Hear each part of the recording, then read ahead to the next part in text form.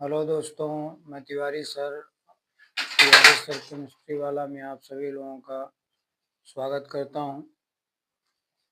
तो मैं आशा करता हूं कि आप सभी लोग प्रयोगात्मक परीक्षा के साथ साथ बोर्ड परीक्षा की तैयारी अच्छे से कर रहे हैं। तो आप ही लोगों के साथ मैं भी जुटा हुआ हूं।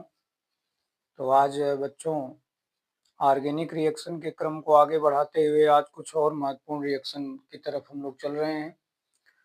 तो ऑर्गेनिक रिएक्शन के लास्ट क्रम में बच्चों 2-3 रिएक्शन और देखना है हम लोगों को। आज का रिएक्शन बच्चों बहुत ही महत्वपूर्ण है। और रिएक्शन क्या है बच्चों, जरा इस पर आप लोग फोकस करो। रिएक्शन का नाम है बच्चों कार्बिल एमीन अपक्रिया। कार्बिल एमीन अपक्रिया बच्चों बहुत ही महत्वपूर्ण है,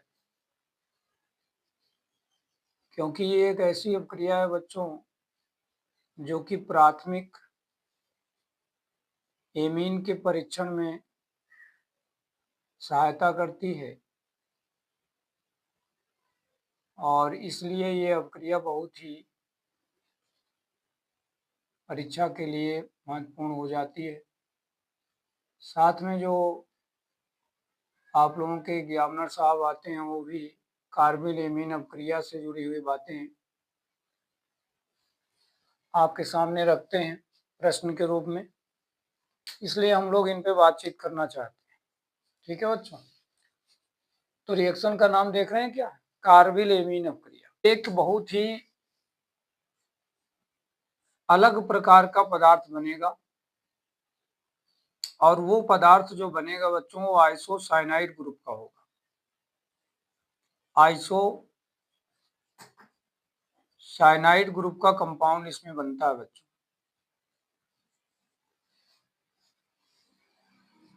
जैसे कि CH3NC बन सकता है, जैसे कि C6H5NC बन सकता है। ऐसे कंपाउंड इस रिएक्शन में बनते हैं। और इन यौगिकों की विशेषताएं बच्चों ये है कि यह यौगिक बड़ा ही तीव्र और दुर्गंध युक्त गैस निकालता है बच्चों। जब आप लैब में यह प्रयोग कर रहे होंगे तो परख नली से एक विशेष प्रकार की गंध बाहर निकल रही होगी, और वो गंध जब आपके नाक के पास जाएगी बच्चों तो आपको ऐसा लगेगा कि ये गैस दुर्गंध युक्त गैस है।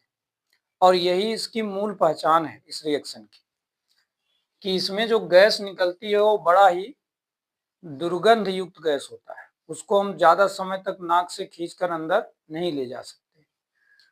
ठीक है बच्चों, तो एक तीव्र दुर्गंध युक्त गैस ये निकालती है, ये आपको ध्यान रखना है।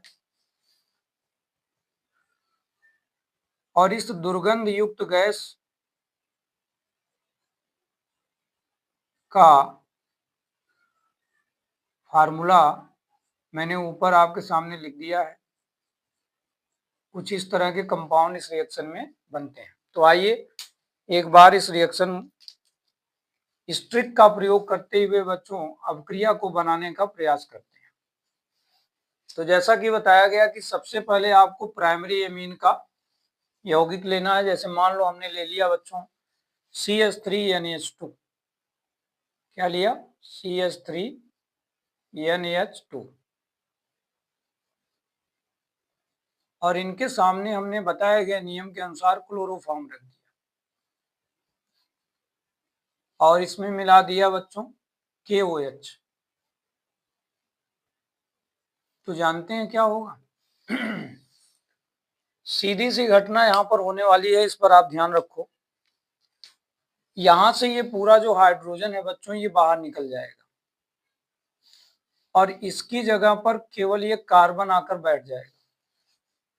एकदम साधारण सी घटना है। और इस तरह से कंपाउंड बन जाएगा बच्चों CH3NC। क्या बनेगा बच्चों, CH3NC। CH3NC कंपाउंड बन जाएगा, जिसको हम लोग क्या पढ़ते हैं, मेथिल आइसोसाइनाइड। क्या पढ़ते हैं बच्चों, मेथिल आइसोसाइनाइड। साथ में बैलेंस करने के लिए अगर हम लोग विचार करें तो इसमें 3 की संख्या में पोटेशियम क्लोराइड बनेंगे प्लस वाटर भी बनेगा, और वाटर आप बना सकते हैं 3 वाटर इसमें बना सकते हैं। तो कुल मिला जुलाकर ये है कार्बिल एमीन अपक्रिया, जिसमें आपने देखा कि मैंने मेथिल एमीन जो कि प्राइमरी एमीन का पहला मेंबर है, इस कंपाउंड का इस्तेमाल किया है बच्चों।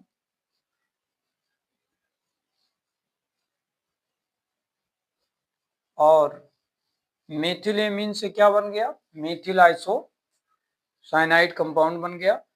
और ये कंपाउंड जैसा कि आपको बताया गया कि दुर्गंध युक्त होता है। इसकी विशेषता, इसकी पहचान यही है कि इसकी जो गंध होती है बच्चों, दुर्गंध युक्त होती है। तो जब प्रयोग के दौरान आपको दुर्गंध युक्त गैस प्राप्त हो तो समझ जाना बच्चों कि आपको गुरुजी ने मेथिल एमीन दिया है या प्राइमरी एमीन दिया है। ठीक है, प्राइमरी एमीन का कोई भी कंपाउंड आपको उन्होंने दिया है। अब एक रिएक्शन में आपको एरोमेटिक का भी दिखा देता हूं। मान लीजिए हमने ले लिया C6H5NH2। तो जरा देखिए बच्चों, C6H5NH2 कंपाउंड अगर आप लेंगे, जिसे सामान्य रूप से एनिलीन के नाम से हम लोग जानते हैं, तो एनिलीन कंपाउंड लेने पर इसकी अपक्रिया ऊपर बताए गए नियम के अनुसार क्लोरोफॉर्म से करानी है कि OH मिलाना है बच्चों। घटना वही होगी जो ऊपर बताया गया। यहाँ से कार्बन निकलकर इस जगह आ जाएगा और यहाँ से हाइड्रोजन हट जाएगा, और इस तरह से आपको कंपाउंड क्या मिल रहा है, जरा देखिए। आपको कंपाउंड मिल रहा है, ये रिंग हो गया और यहाँ पर NC आकर लग गया। अब इसका नाम क्या है बच्चों, फेनिल आइसोसाइनाइड। ये भी एक दुर्गंध युक्त यौगिक है। तो कुल मिलाकर आपने देखा कि कार्बिल एमीन अपक्रिया एक ऐसी अपक्रिया है जो आइसोसाइनाइड ग्रुप के यौगिक को बनाती है।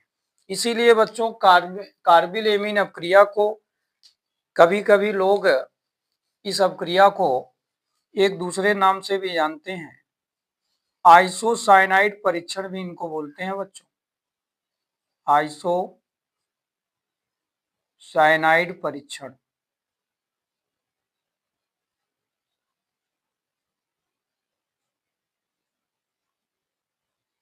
तो अगर प्रायोगिक रूप से आपके सामने ये प्रश्न आए कि कोई आइसोसाइनाइड परीक्षण बताइए, तो यही कार्बिल एमीन अपक्रिया आपको बताना है। और इसको बच्चों प्राथमिक एमीन परीक्षण भी बोलते हैं। इस रिएक्शन का तीसरा नाम है बच्चों प्राथमिक एमीन परीक्षण।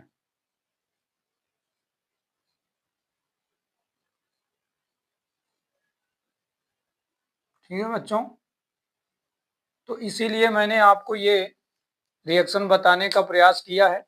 तो क्या क्या देखा हम लोगों ने, एक बार रिवीजन करते हैं। परिभाषा पे ध्यान दो।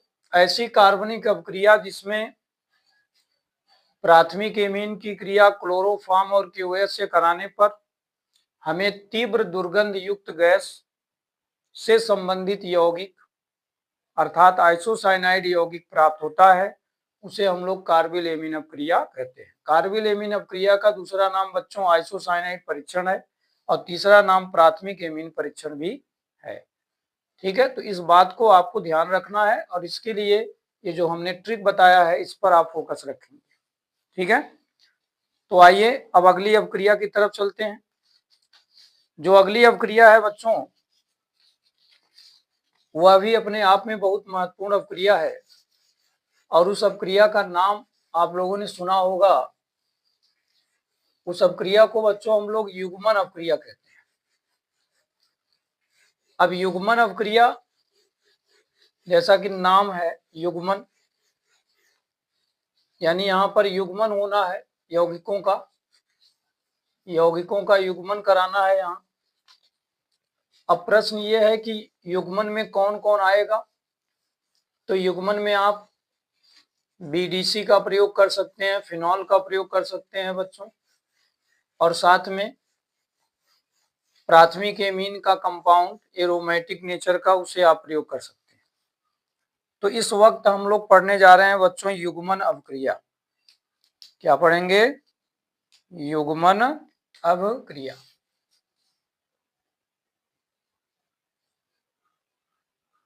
तो युग्मन अवक्रिया क्या है, अब इस पे थोड़ा सा बातचीत हम लोग करें।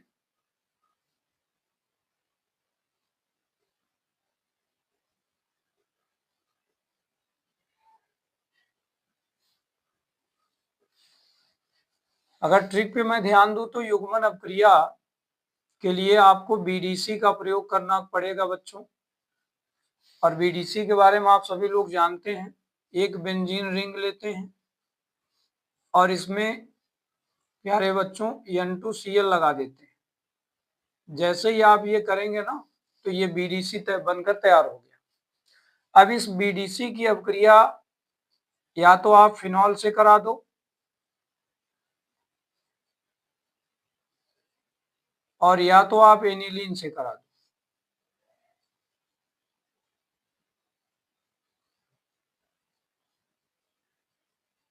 इनमें से किसी एक से जब आप अपक्रिया कराएंगे बच्चों, तो क्या होगा, ये बीडीसी जब फिनॉल से क्रिया करता है तो इनके साथ जुड़ जाता है। तो ये इनके साथ भी अपक्रिया कर सकता है और इनके साथ भी अपक्रिया कर सकता है। और ऐसे केस में यहाँ प्रोडक्ट क्या बनता है? यहाँ प्रोडक्ट बड़ा ही रोचक बनता है बच्चों, और प्रोडक्ट का नाम है डाई। यहाँ पर डाई के रूप में उत्पाद का निर्माण होता है बच्चों। अब ये जो डाई बनता है बच्चों, ये पीले रंग का भी हो सकता है, इसका रंग पीला हो सकता है, या इसका रंग नारंगी हो सकता है। तो पीले और नारंगी रंग के डाई यानी रंजक पदार्थ इस अवक्रिया के द्वारा बनते हैं, और इसीलिए यह अवक्रिया अपने आप में बहुत महत्वपूर्ण हो गई है। आप सभी लोग जानते हैं कि हमारे समाज में डाई का कितना ज्यादा उपयोग मानव द्वारा किया जा रहा है। उसी को ध्यान में रखते हुए बोर्ड परीक्षा में इस प्रश्न के आने की संभावना बहुत ही प्रबल हो जाती है। तो आइए इस युग्मन अपक्रिया को समीकरण द्वारा समझते हैं, क्योंकि समीकरण लिखने में ही आप लोगों को प्रॉब्लम हो रहा है। तो चलो सबसे पहले हम लोग बीडीसी की क्रिया फिनॉल से कराते हैं बच्चों। सबसे पहले हम लोग बीडीसी लेते हैं और इनकी अपक्रिया फिनॉल से कराते हैं। ध्यान दीजिए सभी लोग, बीडीसी को आप कुछ इस तरीके से लिखेंगे। पहले बेंजीन रिंग को कुछ इस प्रकार से प्रेजेंट कर लो। अब यहाँ पर देखो बच्चों N2Cl लिखा हुआ है, तो इस तरह से इनको आप लिखेंगे। ये आपका बीडीसी हो गया, benzene diazonium chloride full form है इसका बच्चों। और इनके सामने रखा जाएगा, क्या रखेंगे बच्चों?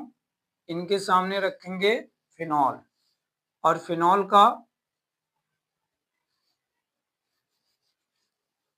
का संरचना सूत्र कुछ ऐसा आप लोग बनाते हैं।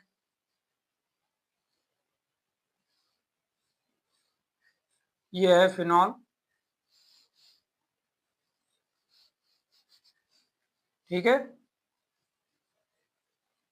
अब करना क्या है आपको, फिनॉल में यहाँ पर एक हाइड्रोजन दिखा देना है जो कि इसमें पाया जाता है, और यहाँ बीच में प्लस लिख देना है।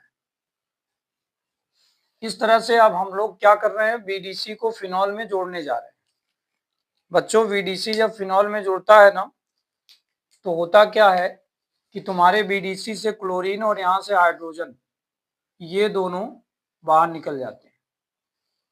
और जब ये दोनों बाहर निकल जाते हैं तो जो बचे हुए दोनों रिंग है बच्चों आपस में जुड़ जाते हैं, और इस प्रकार से तुम्हारे सामने एक ऐसा कंपाउंड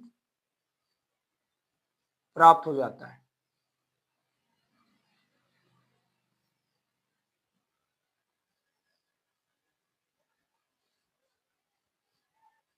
कुछ इस तरह का कंपाउंड बच्चों प्राप्त हो जाएगा।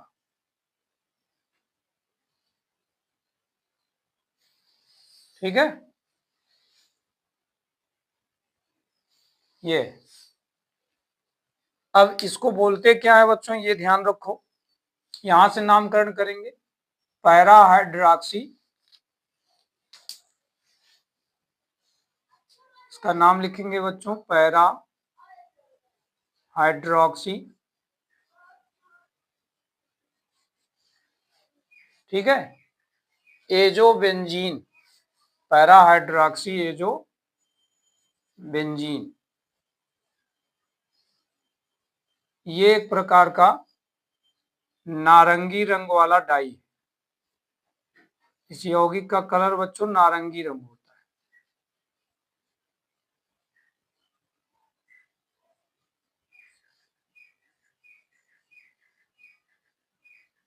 ठीक है, तो इस तरह से ये जो घटना आप देख रहे हो ना, यही युग्मन अपक्रिया है। इस युग्मन अपक्रिया में तुमने देखा कि इस अपक्रिया के समय एक HCl बाहर निकल रहा है और एक HCl मॉलिक्यूल्स के बाहर निकलने पर हमको एक डाई के रूप में यौगिक मिल रहा है, जिसका नाम हमने आप लोग को बताया बच्चों पैरा हाइड्रोक्सी एजो बेंजीन है, जिसका कलर बच्चों कैसा होता है, नारंगी। ठीक है, दूसरा रिएक्शन देखते हैं। दूसरी अपक्रिया के समय भी आपको BDC ही लेना है बच्चों, BDC लीजिए।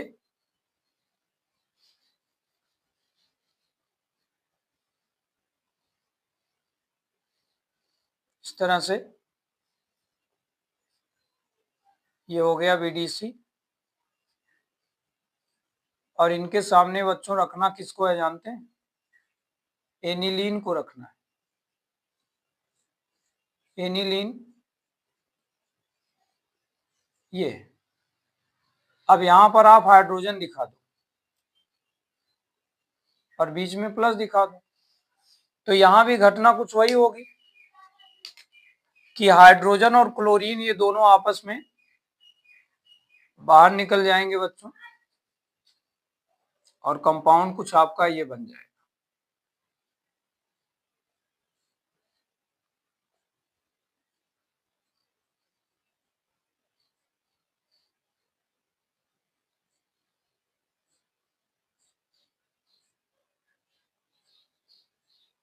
ये कंपाउंड आपका बन जाता है। ठीक है, यहाँ पे देखो NH2 लगा हुआ है, तो ऐसे केस में हम लोग NH2 ग्रुप के लगने के कारण हम लोग NH2 क्या पढ़ते हैं, अमीनो। क्या पढ़ेंगे बच्चों, अमीनो। तो इसका पूरा नाम हो जाएगा para amino azo benzene, para amino azo benzene. क्या नाम बताया हमने बच्चों, पैरा अमीनो एजो बेंजीन। ये भी एक प्रकार का डाई है बच्चों, इसका कलर होता है पीला, पीला रंग देता है, तो ये पीले रंग का डाई है। पीले रंग का ये बच्चों रंजक पदार्थ है, ये आपको ध्यान रखना है। ठीक है, इस घटना में भी HCl बाहर निकल रहा है, ऐसा आप देख रहे हो, यहां से HCl बाहर निकल जाएगा। और इस प्रकार से हम लोगों ने आज युग्मन अपक्रिया की कंप्लीट जानकारी किया, जिसमें हम लोगों ने देखा कि अगर BDC की क्रिया मैं फिनॉल से कराता हूं तो एक HCl बाहर निकलता है और मुझे नारंगी रंग का डाई मिलता है, जिसका नाम बच्चों पैरा हाइड्रोक्सी एजो बेंजीन है। केस नंबर 2 हम लोगों ने देखा कि अगर BDC क्रिया हम एनिलीन से कराएं, ठीक है ना बच्चों, ये आपका BDC है और ये एनिलीन है। तो BDC की क्रिया अगर मैं एनिलीन से कराता हूं बच्चों, तो मुझे क्या मिलता है, पैरा अमीनो एजो बेंजीन, पीले रंग का पदार्थ मिलता है। ठीक है, अब यहाँ पर कुछ बच्चे ऐसे हैं जिनको BDC का फुल फॉर्म नहीं पता है, तो मैं लिख देता हूँ बीडीसी का फुल फॉर्म आपको कुछ ऐसे लिखना है, BDC benzene diazonium chloride, ये बच्चों इसका पूरा नाम। तो आज के लिए बस इतना ही। यदि आप सभी लोगों को यह वीडियो अच्छा लगा हो तो लाइक कीजिए और साथ ही साथ अपने चैनल को इसी प्रकार सब्सक्राइब करते रहिए और अपने मित्रों को वीडियो शेयर करते रहिए। धन्यवाद।